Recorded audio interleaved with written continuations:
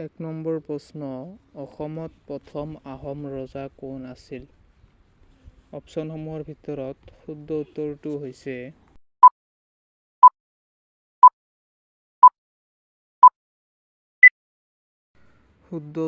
হৈছে option B, Sukaphaa. ২ number প্ৰশ্ন, আহোম ৰাজ্যৰ পাইক প্ৰথা কিহৰ সৈতে জড়িত আছিল? অপশ্যনসমূহ হৈছে এ শিক্ষা ব্যৱস্থা, বি সামৰিক প্ৰশাসনিক ব্যৱস্থা, চি কৰ ব্যৱস্থা, ডি ধৰ্মীয় অনুষ্ঠান।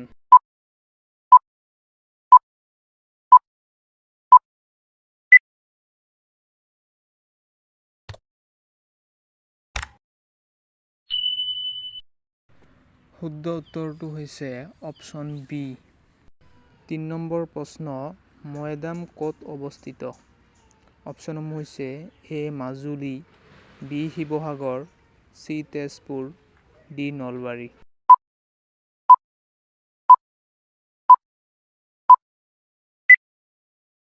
শুদ্ধ উত্তৰটো হৈছে অপশ্যন বি, শিৱসাগৰ। ৪ নম্বৰ প্ৰশ্ন, অসম আন্দোলন কোন চনত আৰম্ভ হৈছিল? অপশ্যনসমূহৰ ভিতৰত শুদ্ধ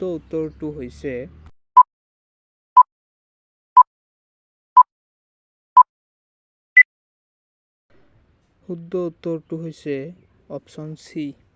৫ নম্বৰ প্ৰশ্ন, অসমৰ একমাত্ৰ বায়ু সেনা ঘাঁটি ক'ত অৱস্থিত?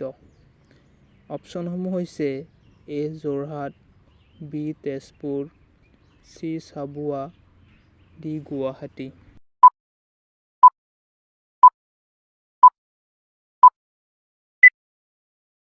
শুদ্ধ উত্তৰটো হৈছে অপশ্যন চি। ৬ নম্বৰ প্ৰশ্ন, বুৰঞ্জী শব্দৰ অৰ্থ কি? অপশ্যনসমূহ হৈছে এ ধৰ্মীয় পুথি, বি ইতিহাসৰ পুথি, চি কাব্য গ্ৰন্থ, চি আইন পুথি।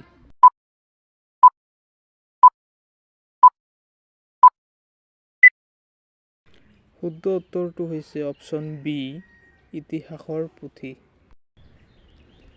তো বন্ধুসকল, ৭ নম্বৰ প্ৰশ্নৰ উত্তৰটো আপোনালোকে যদি জানে কমেণ্ট বক্সত জনাব।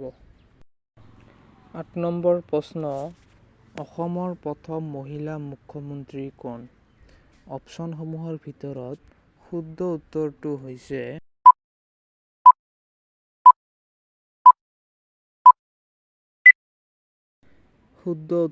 হৈছে অপশ্যন ডি। নদীক বিপদজনক নদী বুলি কোৱা হয়। অপশ্যনসমূহ হৈছে A Barak, B Subansiri, C Manas, D Brahmaputra.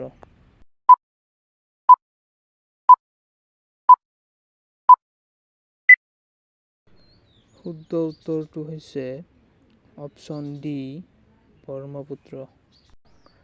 তো বন্ধুসকল, আজি শেষৰ প্ৰশ্ন ১০ নম্বৰ প্ৰশ্ন, ১৮২৬ চনৰ ইয়াণ্ডাবু সন্ধি কাৰ মাজত হৈছিল? অপশ্যনসমূহৰ ভিতৰত শুদ্ধ উত্তৰটো কি হ'ব আপোনালোকে কমেণ্ট বক্সত জনাব।